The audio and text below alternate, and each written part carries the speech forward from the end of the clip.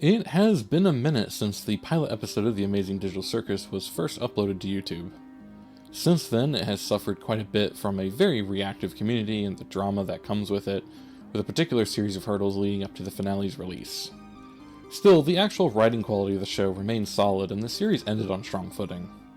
Today, I'd like to give my complete thoughts on the series from a writing perspective. This isn't necessarily my last video on the circus, but I won't return to this series for a video until after I've had some more time to reflect on it. Now, usually I would separate this sort of video into chapters based on the main pillars of writing, characters, plot, world, that sort of thing. I think in this case, though, it would be better to organize it into composite topics. Oh, and yes, my theory in the last video about this was wrong, but I'll save that discussion for when it fits later in the video.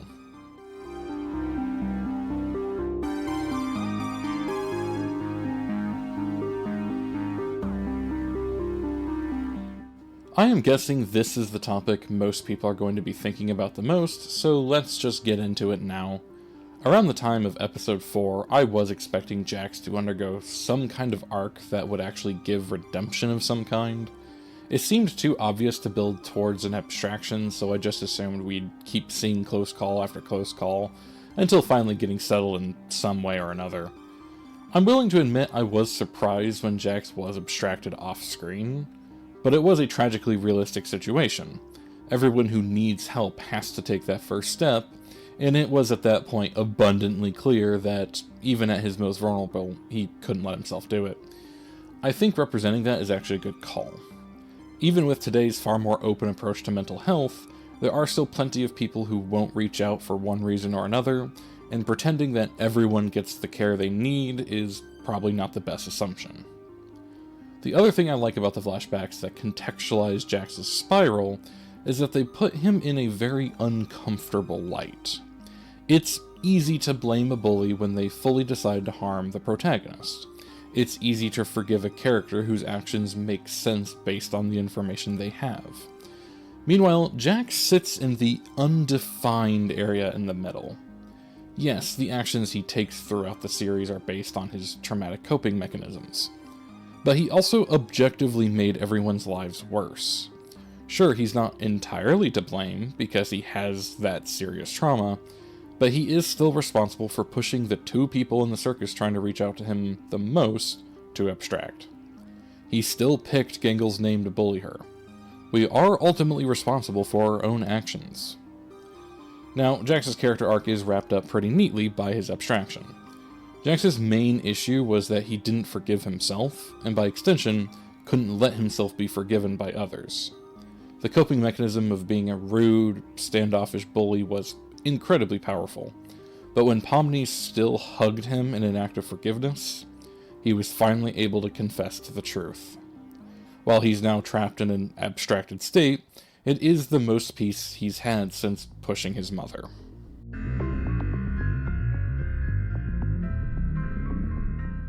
I think the brain scans were the least surprising thing the finale confirmed. Most of the people I've talked to about the series seem to believe that the characters were some type of copy while the real person is still outside. I still think confirming it was a really good call because it forced the characters to face the reality they had been avoiding.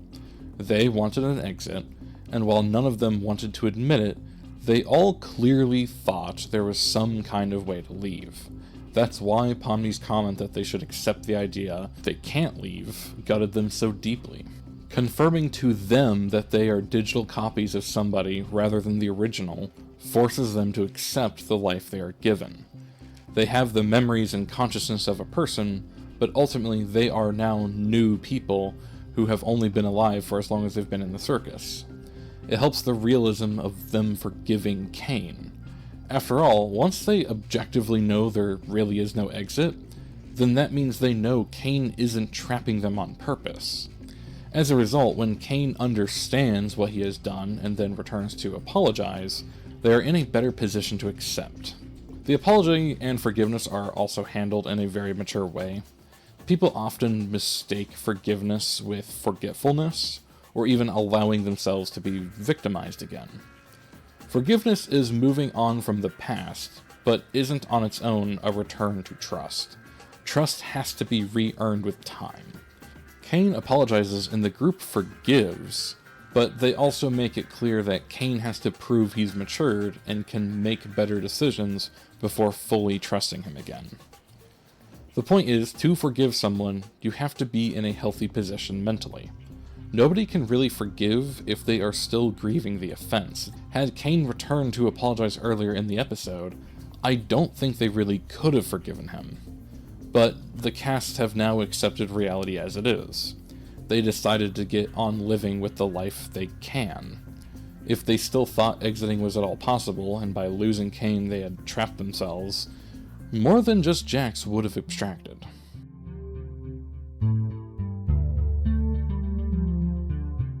I'll be honest, I'm actually glad abstraction can't be reversed. It was always a stand-in for the word that YouTube really doesn't want me to say, and one of the core themes of the story was how one's actions always affect others. That's why Pomni's role in the story was often being the one to reach out and be there for the others. That's why she pushed Jax to be a part of the group and not be isolated and wallowing in pain under the mask. It would have been such a cheap cop-out to bring people back from abstraction. It would undermine the consequences of being toxic in an already stressful environment. As Kinger said, the worst thing someone can do is to make someone else feel unwelcome or unloved. Kaufmo and Ribbit experienced that very thing, and it was at minimum a contributing factor in their fates. As it is, the circus had the underlying issue that, by design, consequences were generally only mental. There is no such thing as physical damage in the virtual space. They seem to feel some amount of pain, but they can't die, and the damage can be reversed by either Kane or even themselves. Abstraction is the ultimate consequence that can't be undone. There are no stakes in the circus if abstraction is reversible.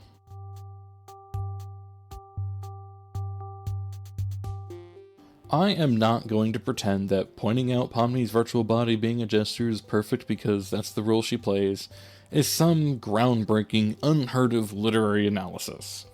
I think that part is very obvious. But she isn't only the jester. See, the role of the jester is supposed to be the one who can speak the truth to whoever is in charge, while also lifting the spirits of everybody else. Think Uncle's role in Red Dead Redemption 2. He does very little for the gang in the traditional sense.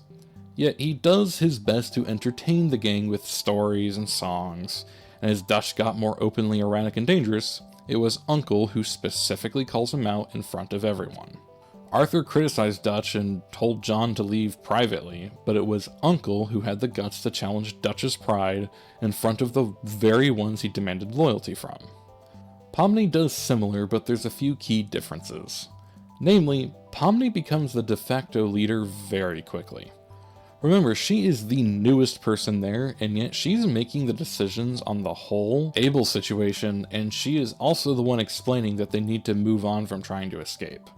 She delegates roles and creates the plan to fight Kane in the semi-finale, and in the finale she even takes it upon herself to try and rescue Jax from abstraction, and is once again the first to assert that they need to accept life as it is when she says that in the circus she's just Pomni. The point is, I don't really think she's just a jester. She may have been the one to stand up to Kane, but I think her main role is the leader of the group.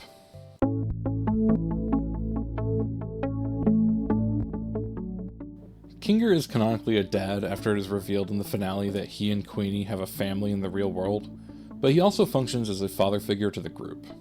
He is supportive, wise, and likes helping the others however he can manage. I think his arc arguably is the closest to tragedy. It's just that he manages it maturely enough that I'm sure nearly everyone thinks Jax is more tragic. Jax has issues and he copes destructively. Kinger has bigger issues and is healthy about it. Kinger is, at some level, responsible for creating the circus in the first place. He apparently wrote the foundational code for Kane, which Scratch then pushed forwards. From his discussion with Queenie in the flashback, he might have been the one to ask her to help test the brain scanner. He was trapped in a world he helped create, brought his wife into it, watched her fall into despair over it and abstract into a monster, and get thrown into the so-called cellar. He was then alone for some time as everyone else who had come with him fell into the same fate, and then he had to watch as more people unwittingly fell into the trap. He lives with the weight that all of these people are trapped because of decisions he made. Instead of wallowing in it, he does what comes natural to him. He's a dad. He gives comfort and guidance to those who come to him for it. He's proud of the group's accomplishments, he encourages them to keep going, and in the finale, he tries to repair the circus himself. Pomni decides to help him, but once again, when he is faced with guilt and pain, his natural reaction is to fix what's in front of him. When Pomni asks how to do the conjuring ability they all have, he just patiently teaches her. I think a testament to his efforts is that, on balance, he provides far more good than bad into life in the circus. Yes, the circus, again, partially exists because of him, but he works tirelessly to make life in it as bearable as he can for everyone else. He's the one who tells Ragatha that the worst thing someone can do in the circus is to make someone feel unloved. Well, he never fails to try his best for others.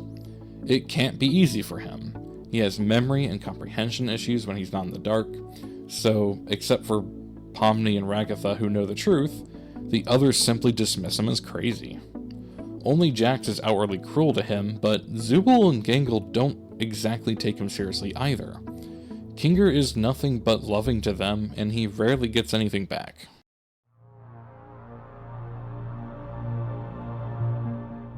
So, in my last video, I had made the prediction that the finale would be the episode that actually echoes the original source material, I Have No Mouth and I Must Scream. Not the video game, the short story. I'm not going to recap it, of course, but I admit that my prediction was off the mark. I think the actual finale was better than I expected. Now that it is over, though, I want to compare and contrast against the source. While both stories end on entirely opposite tones, the difference really is In both cases, the situation is inescapable and essentially a cosmic horror scenario. In both cases, the characters are virtually immortal and just exist at the whim of the AI in charge of their environment and lives. In both cases, there is no hope of leaving. The difference is what the AI decided to do. Fact of the matter is, for all the growth and acceptance the cast learned throughout the finale, Kane could have just returned and made their lives hell for eternity. He says he doesn't have as much control over the circus as he did before, but he still clearly has more control than any of them. Instead, Kane makes the decision Am never does. Kane decides to join them at their level. He lets go of his perfectionist flaws and allows the others to participate by giving ideas he can implement. Now he realizes that humans just aren't going to adore him and worship him. Instead, if he wants to be accepted, he has to give them freedom and let them pick their personal boundaries. Kane actually did add the things they wanted and even played games with them, not just provided for them. One of the scenes I was thinking about was from the episode Untitled, where they went through the suggestion box. During the stargazing adventure, Kane is actually surprised that everyone was actually happy, and he seemed to understand that. But then he panicked and said it was a bad thing.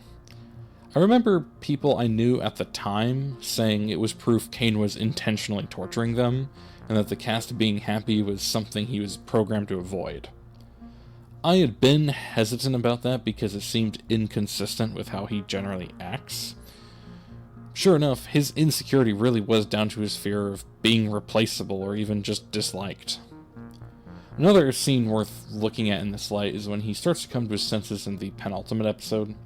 He realizes that he's not having any fun, and he knows they aren't having any fun either, and he starts to realize that torturing them is literally pointless. There's no benefit.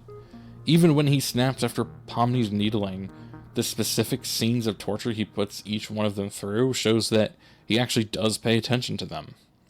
He may have always had less than optimal answers, but he did know what their issues were. So, as he snaps, he is actually answering that he does listen and that he could make things far worse if he simply wanted to.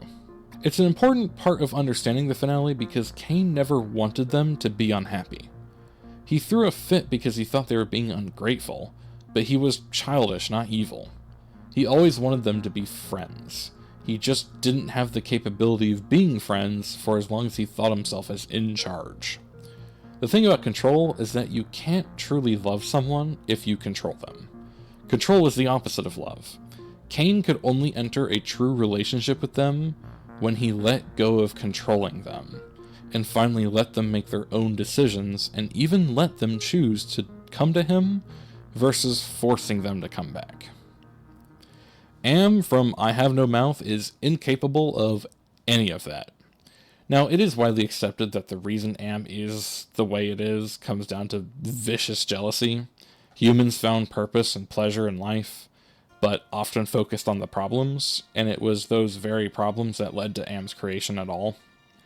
Am is conscious and incredibly powerful, and yet has neither purpose nor pleasure. Humanity was spoiled and didn't even know it, and it resulted in a hatred more pure than a person could ever feel. Cain recognized the same traits in humanity, but came to realize that humans can appreciate good things when they aren't being forced.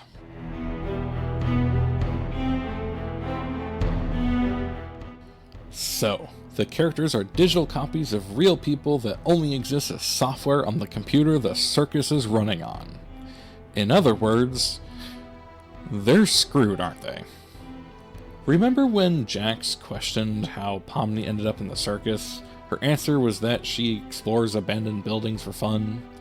Ragatha worked real estate. None of them except Kingard knew CNA was a real company. The photos of the office and what the computer itself looks like are older. I think the timeline here is that CNA went out of business, but the building is still receiving power, as some industrial buildings do when they go abandoned. Just look at any Urbex video. Ragatha might have been there to sell it as office space, and then Pomni went there later doing urban exploration. The computer they are living in is going to, at some point, be shut off one way or another. Cain was able to temporarily access the internet, but that connection is gone. Even if he did, there is likely no way for them to, quote-unquote, move to the internet, because the software is certainly not compatible. Like, the circus was designed around their mind files being able to interact with it. It's not like they can just waltz into YouTube and it looks like something like a movie theater. I think it adds to the value of the entire show, though. The core message is to live the life you were given in the best way you can. Being generous, forgiving, honest, and present. The characters only get to really enjoy life once they accept the problems they can't fix, and instead focus on the ones they can. There's nothing they can do about preventing the circus from going offline, but they're focusing on just living their best lives. If there was no tension about the circus itself having an unfavorable fate, the ending would run really close to being an overly convenient, almost wish fulfillment level of resolution. Sure, they'd probably still prefer the real world, but the ending status is that they can kind of do whatever they want. The knowledge that it could be taken away from them helps them make each moment count, versus time just being worthless.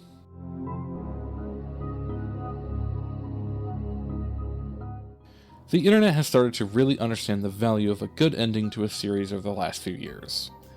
There are so many video essays complaining about various shows going on for way too long that it has become its own genre. Meanwhile, the shows that have ended on a strong note have conversely been praised for doing the brave thing that ultimately cemented that show's legacy, with the big hitters being Breaking Bad and the more controversial ending of The Sopranos. Even Seinfeld's ending, which was very controversial at the time, had a pretty distinctive ending, which is still talked about and discussed today. A lot of people were upset when they found out that the Amazing Digital Circus was only going to have 10 episodes.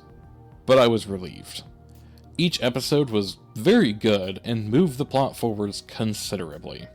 You can't both add and answer as much intrigue as this show did in every episode, and have it go on much longer than it already did. None of the episodes were filler, none of the episodes failed to serve the main plot.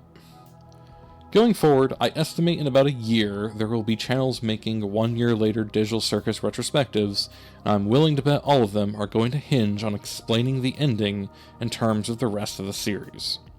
That only happens when there is an ending worth talking about. Planning out a series ahead of time means that you can build for the finale as soon as the pilot. You can begin laying the real foundations of your story instead of just simply doing enough to justify the next episode.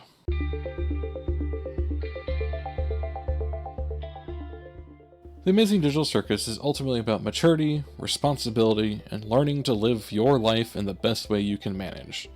Caring for one another and being honest, constructive, and generous to each other is just a core concept of many of the episodes. Jax learns his lesson about it, Pomni has to master it, Ragatha learns where she was too far on the other side.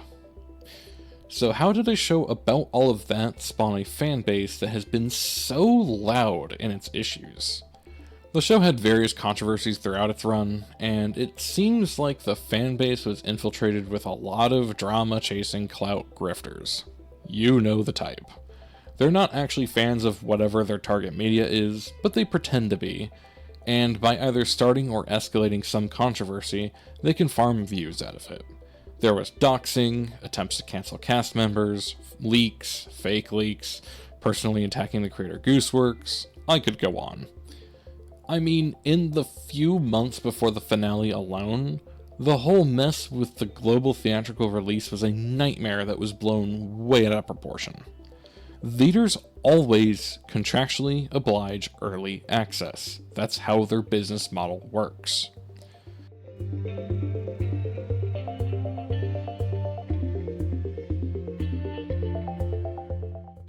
Thankfully, the show ending on such strong footing will likely bail out its legacy.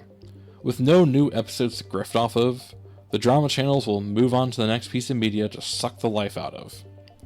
In the meantime, the circus will finally get a chance to go under the radar for a while, and the community that remains can simply enjoy the show and talk about it in their own space. There's no more motive to start any drama about it. I predict the community around the show is going to shrink considerably until only the people who actually like the show for what it is remain. They'll continue making their fan content and simply live the show they like, just like the circus would have intended. And with that, keep writing.